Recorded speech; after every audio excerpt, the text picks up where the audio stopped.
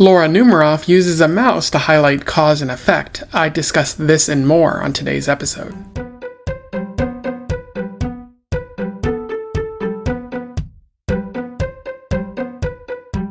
Back to Around the Weird, a booktube channel where I talk about all the unusual and out of the ordinary literature that I found in my travels. And this is a bit of an unusual one today. Today is Short Story Tuesday, so I wanted to talk about an interesting short story that I found. One that is about mice and cookies. I am referring to If You Give a Mouse a Cookie by Laura Numeroff, which was published in 1985. For those who don't know, Laura Numeroff is a white American writer who was born in the 1950s, and is still alive today.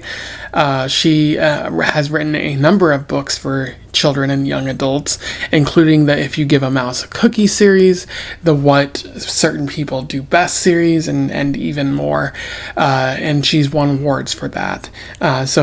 She wrote If You Give a Moose a Muffin, basically stuff that, again, if you're in Western culture and whatnot, you might have heard about especially, but maybe not so much in Eastern culture. Maybe it's been translated or something like that.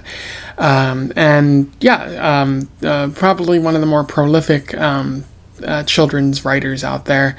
And you might be wondering again, why are you talking about this young adult literature, children's literature on Short Story Tuesday? And my reasoning is it's always important to examine what messages we're sending to young people, especially children.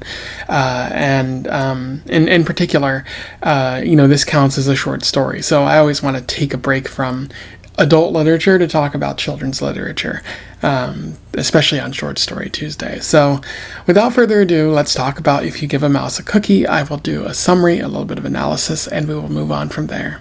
So If You Give a Mouse a Cookie it's told by an unknown narrator who is giving a warning about what happens when you give a mouse a cookie. They note that if you do that, then the mouse will ask for a milk. It'll ask for a straw to drink the milk. It'll ask to look in a mirror to see if it's messy. It'll ask for scissors to sort of shave its whiskers. It'll want to clean the floors eventually, and it'll want to read books, comic books in particular, and it'll be inspired to draw, and it'll want to put its drawing on the refrigerator. The narrator notes that once it does that, the mouse will get thirsty, will seek a glass of milk, and then will want a cookie to go with that milk, indicating that this is cyclical in nature, and the mouse will probably just want to go through this entire process again, and that's where the story ends there. In terms of analysis, there's a little bit worth talking about with this story. One of the main ideas that Numeroff talks about is that of cause and effect. Numeroff is highlighting a related chain of events. One leads into another, which leads into another, which just knocks down all of the dominoes, so to speak. It just shows that, like, if you give a mouse a cookie, you're going to have to end up doing a bunch of other different things, and that might lead back to the cookies and milk again. And Numeroff is specifically noting in a comical bit that this is cyclical. You're just going to end up going through the entire process multiple times because the mouse wants all these specific things that lead into other things. Now, what I find interesting is that this is very useful for young readers. Like, you can teach this in elementary school as a means to teach young readers that the sort of idea of cause and effect, that this will lead to that, this will lead to that this will lead all the way back to this, which will lead to that. It's meant to be funny, but it's a funny way to sort of talk about cause and effect. Just letting children know that their actions have consequences, even if they can be funny sometimes, they might be more serious.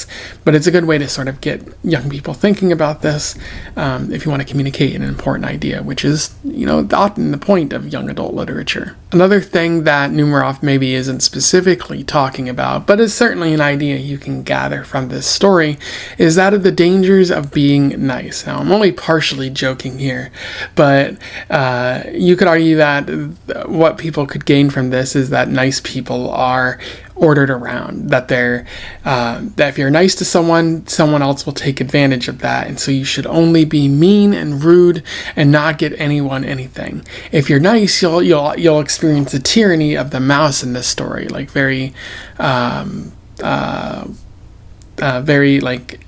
angry or rude or demanding people will constantly ask you for things until you're completely exhausted, like the child in this story.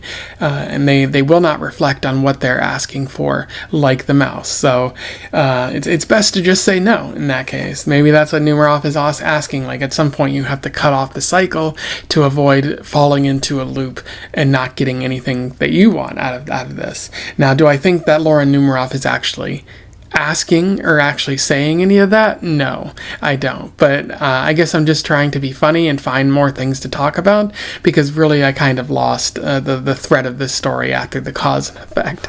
But and normally on my April Fool's videos I would talk about or make up something like this as a joke, but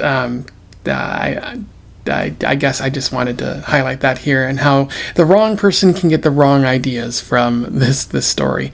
But again, I don't think that's probably the case. If you have a competent teacher, competent reader reading this to young children, they'll probably get the right idea from it. Anyway, those are my thoughts on If You Give a Mouse a Cookie, highlighting cause and effect as well as the dangers of being a nice person. Everybody should be super rude and say no when someone asks them for something. If they tell you to go get them a drink from the fridge, tell them no. Tell them to get it themselves, so you can avoid being caught in any cyclical loops or anything like that. But yeah, if you have anything to say about this story, or you want to comment on my review, let me know in the comments below. I would love to hear from you. Otherwise, don't forget to like, share, and subscribe so that more people can find out about this story or this author if they don't already know. Otherwise, join the Discord, which is in the description below, so we can talk more about these sort of short stories, books, movies, TV, that sort of thing. And until then, I wish you the best of luck in your weird and giving a mouse a cookie based travels. Farewell.